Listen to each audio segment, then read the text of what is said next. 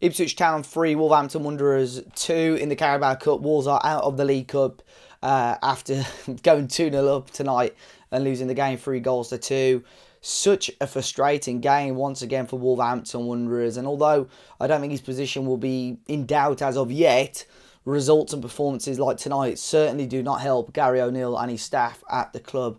I'll put the starting lineup on the screen. It was a lot of changes. It's sort of what I expected, to be honest. It was 10 changes after the Luton game, and a huge opportunity for a lot of players that haven't really had a huge amount of minutes so far this season. And you know what, with how we've been playing in the Premier League, a shake-up, you know, I wouldn't have been against a shake-up.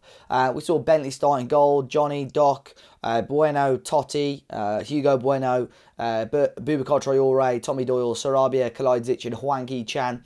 You know, Wolves couldn't have got off to a better start. Hwang Hee-chan scoring a goal, capitalising on an error from the back at Ipswich and playing it to Hwang on the left-hand side. And when you give a player like Hwang Hee-chan that space in and around the 12 yards, he's going to, 9 times out of 10, I think he's going to put it into the back of the net. And he did exactly that, although it got a touch off the goalkeeper, enough power and precision on it to put it into the back of the net. And it wasn't too long after we added the second goal as well. It was actually a set piece that came into the area, headed towards goal, and Totti was able to smash it in from close range.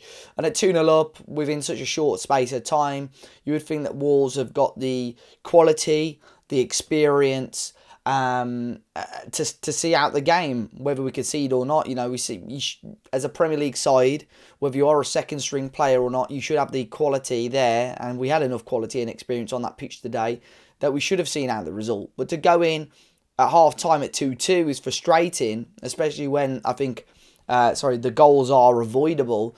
I think we made it far too easy. I've got to be honest, in Santiago Bueno and Totti Gomez today, I certainly don't think Craig Dawson and Max Kilman have got much to worry about, if I'm completely honest. I thought the pair of those, especially in the first half, were poor. Totti Gomez, his distribution throughout the game was frustrating and disappointing.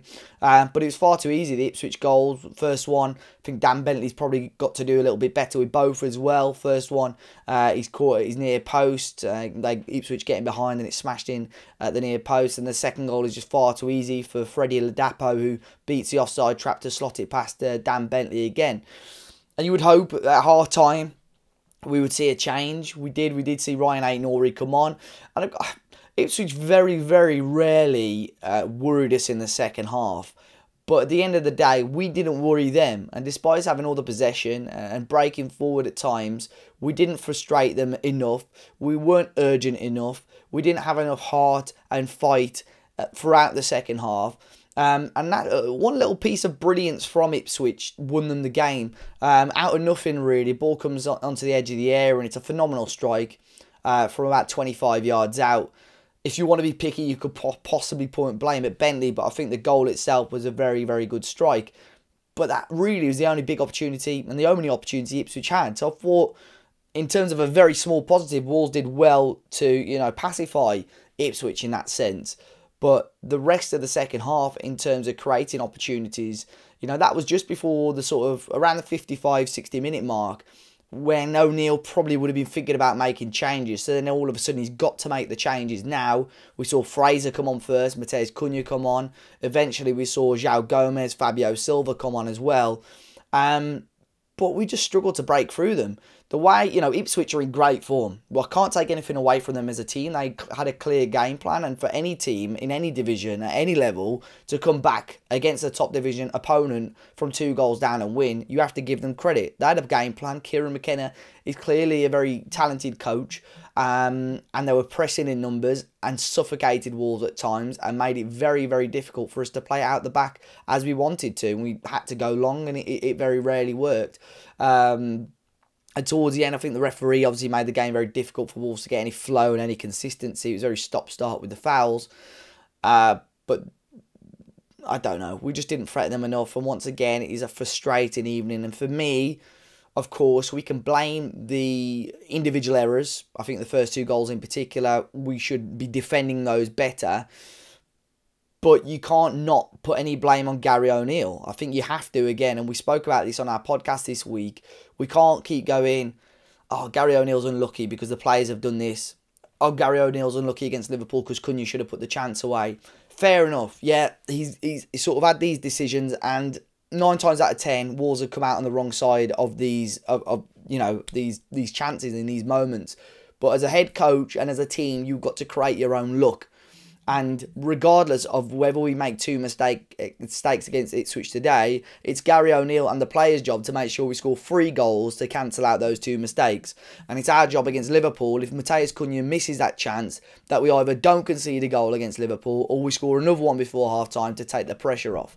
And it's his job against Manchester United. Yes, we were denied a penalty, but we dominated for 85 minutes. So it's his job to make sure we put the ball into the back of the net. And maybe that one's a little bit harsh because it was so early in his tenure. But we've got to make our own luck. Our team is quality enough. They've got enough top flight experience, whether that be in England or Spain or France or wherever, or Germany, that we should be beating teams like Ipswich Town. And look, don't get me wrong, I really do wish them the best for the rest of the season, because they rotated a lot today and I thought they made a really good account of themselves. And Kieran McKenna is clearly a talented coach, and I really hope they're going to have a good season. But for Wolves, I don't think Ferguson will be scrambling today to hand him his P45, Gary O'Neill.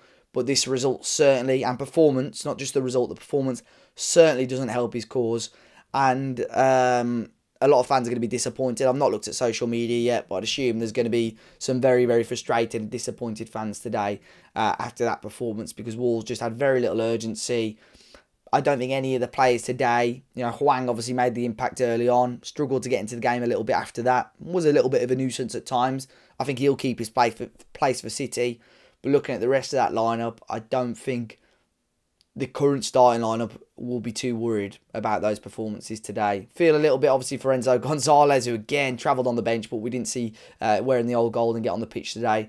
But Wolves, frustratingly, are out the Carabao Cup. It could have been another half-decent cup run for us, but between now and January, if he's still in the job, it's the Premier League for Gary O'Neill to focus on.